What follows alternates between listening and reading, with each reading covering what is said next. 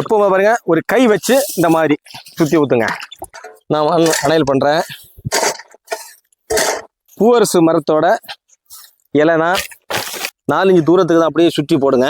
இந்த இலை குருண்டுக்கு ஒரு மருந்து அடிச்சிருக்கிறேன். 3வது உரம் வைக்கிறதுக்கு ரெடியாகி நிற்கிது. அதோட வளர்ச்சி பருவத்தை பாருங்க. ஹாய் ஃப்ரெண்ட்ஸ், அனைவருக்கும் வணக்கம்.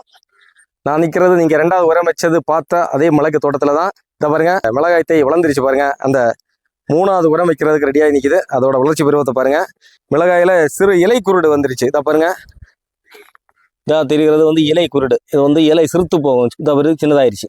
இந்த இலை குருண்டுக்கு ஒரு மருந்து அடிச்சிருக்கிறேன். இதுக்கான மருந்து என்னென்னு நீங்கள் அந்த வேளாண்மை துறையிலையோ பக்கத்தில் உள்ள உரக்கடையில் கேளுங்க, கண்டிப்பாக உங்களுக்கு சொல்லி தருவாங்க. நீங்கள் ஃபோட்டோ எடுத்துக்கிட்டு வேளாண்மை துறையில் போனால் போதும், அவங்க இலவசமாக வர தயாராக இருக்கிறாங்க.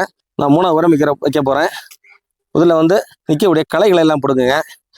இப்போ வந்து இந்த அழுகி போகக்கூடிய களைகள் கிடைச்சாச்சுன்னா அதை அந்த இடையிலேயே போடுங்க. இந்த மாதிரி களைகளை உள்ளே போடக்கூடாது. இது மீண்டும் முளைச்சி வளர்ந்துடும். இந்த பற்றிலாம் இந்த களையெல்லாம் போடக்கூடாது.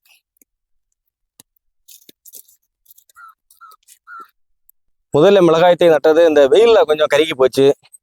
அதுக்கப்புறமா 2வது நட்டை அதுலேயும் கொஞ்சம் கருகிருச்சு. அதான் இதை பாருங்க, பெருசு சின்னதாக நிற்குது. பரவாயில்ல, அது வந்துடும்.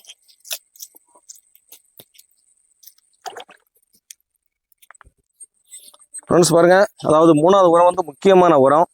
அதை பாக்டம்பாஸு, பொட்டாசு, எலும்புத்தூள், கடலை புண்ணாக்கு எடுத்துருக்கிறேன். முதல்ல போட்டதுலேருந்து 2வது உரத்துலேருந்து கொஞ்சம் அதிகமாக போடலாம். கொஞ்சம் அதிகமாக எடுத்து இப்போவும் மூடி சேரக்கூடாது. ஒரு 4 இன்ச் தூரத்துக்கு தான் அப்படியே சுற்றி போடுங்க.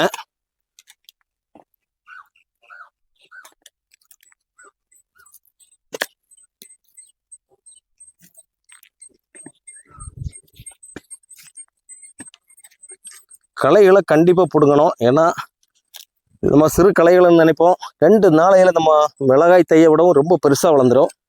அப்புறம் மிளகாய் தை அடி வாங்கிடும். வாரத்துக்கு ஒரு பூச்சி மருந்து தான் அடிக்கணும். அதாவது 1 மில்லி அளவில் அடித்தா போதும். மிளகாய் கொஞ்சம் வளர்ந்ததுக்கு அப்புறமா 1.5 மில்லி 2 மில்லி அப்படி அடிக்கலாம்.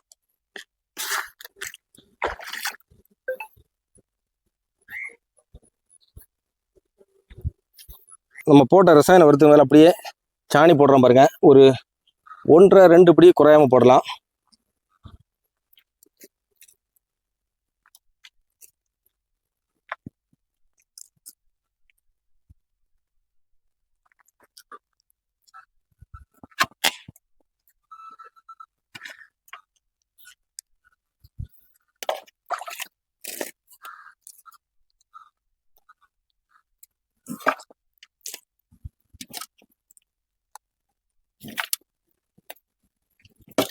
மூடு சேர வேண்டாம்.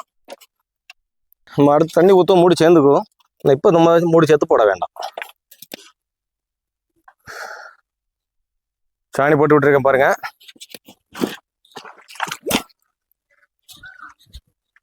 மற்ற உரம் வைக்கிற மாதிரி சாணி போட்டுறோட முடியலை.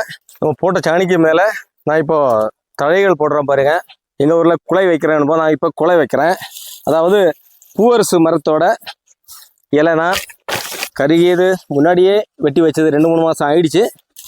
பூவரசு மரத்தோட இலையை பொறுத்த வரைக்கும் நீங்கள் பச்சை போட்டாலும் பிரச்சனையே கிடையாது, நல்லது தான். ஆனால் கண்டிப்பாக அந்த 3வது உரத்துக்கு நம்ம இது மாதிரி ஏதாவது தழைகள் போடணும். 2வது உரத்துக்கு போட்டாலும் பிரச்சனை இல்லை. ரெடியாக இருந்தால் கண்டிப்பாக 2வது உரத்துக்கும் போடுங்க, நல்லது. மிளகாய் தைக்கு மூடில் அதிகமாக வெயில் அடிக்காது. மூடு நல்ல ஈரப்பதமாக இருக்கும். அப்புறமா கொஞ்ச நாள் கழியும்போ இந்த இலைகளெல்லாம் அழுகி உரமாகும். இங்கே பூவரசு மட்டும் இல்லை, கொன்ன மரத்தோட இலைகள் போடலாம். மரவள்ளி கிழங்கோட இலைகளை வெட்டி போடலாம். சீக்கிரம் அழுகக்கூடிய எது ஆனாலும் போடுங்க.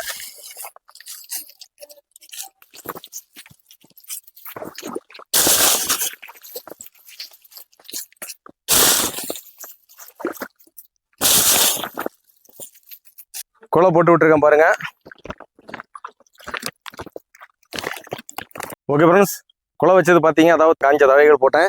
இனி சிறு மெலிசா மண் அணையல் பண்ணணும். நான் இப்போ இந்த குலை வச்சிருக்கிறேன்ல, இது வந்து உங்களுக்கு வேணால் டபுள் மடங்கு வைங்க, எந்த பிரச்சனையும் கிடையாது.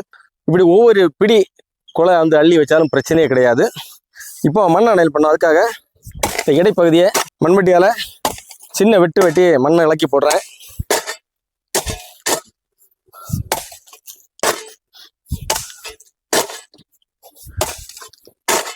நண்பர்களே, இது வந்து ஒரு எனக்கு தெரிஞ்சு 40 வருஷத்துக்கு முன்னாடி நாங்கள் செய்யக்கூடிய முறை. இப்போ அதுவும் எங்கள் கன்னியாகுமரி மாவட்டம் நாங்கள் பண்ணக்கூடிய முறை. இப்போ ஒவ்வொரு ரொம்ப வித்தியாசம் ஆகிடுச்சு. உர வகைகள் நிறைய மாறிடுச்சு. நான் பழைய முறையில் தான் செய்கிறேன்.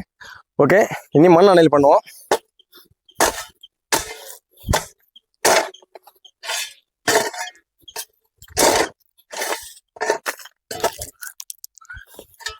இந்த கட்டைகளை உடைக்கிறது நல்லது.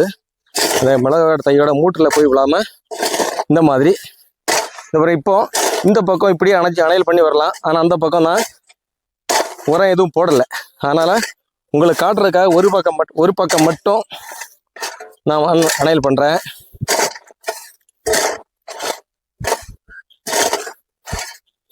அந்த சொந்தங்களே, இந்த பக்கம் ஒரு பக்கம் மண் அணையல் பண்ண பார்த்தீங்க.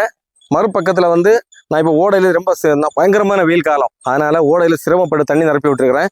இந்த பக்கம் மெல்சா மண் அணையல் பண்ணோம். அது அப்போ இங்கே பண்ணுறது எப்படின்னா, இந்த மாதிரி மெல்ல இந்த திட்டை கொஞ்சம் வெட்டி கொஞ்சம் பதப்படுத்திக்கிட்டு கீழே இருந்து மண் எடுத்து வைங்க. இல்லைன்னா இந்த மாதிரி இங்கேருந்து வைக்கிற சிரமம், இந்த மாதிரி கொஞ்சம் மண் எடுத்து வச்சா போதும். இனி இந்த தண்ணி காலியாகும்போ இந்த மாதிரி நான் அந்த மறுபக்கம் மண் அணையல் பண்ணுவேன். 3வது உரம் முக்கியமான உரம். அதை போட்டு மண் அணையல் பண்ணதெல்லாம் பார்த்தீங்க. உங்கள்கிட்ட நேரம் இருந்தால் ஸ்ப்ரே வடிவில் தண்ணி ஊற்றுங்க. இல்லைன்னா ஓடையில் தண்ணிக்கிட்டு பாருங்க, இந்த மாதிரி தண்ணி எடுத்து சுற்றி ஊற்றுங்க. எக்காரணத்தை கொண்டும் தண்ணி எடுத்து இப்படியெல்லாம் ஊற்றக்கூடாது.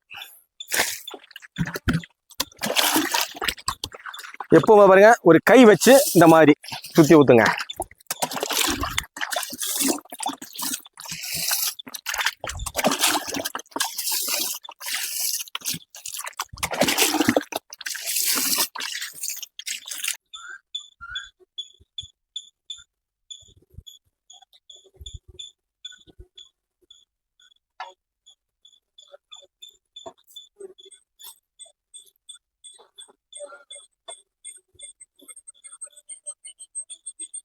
அன்பு சொந்தங்களே, நான் மிளகாய் தைக்கு 3வது மிக மிக முக்கியமான உரம் வச்சது பார்த்துருப்பீங்க.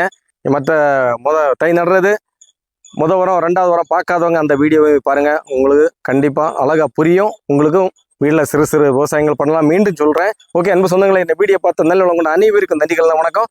அடுத்து மீண்டும் ஒரு வீடியோவில் பார்க்கலாம். அது வரைக்கும் அனைவருக்கும் நன்றிகள் வணக்கம். Bye by.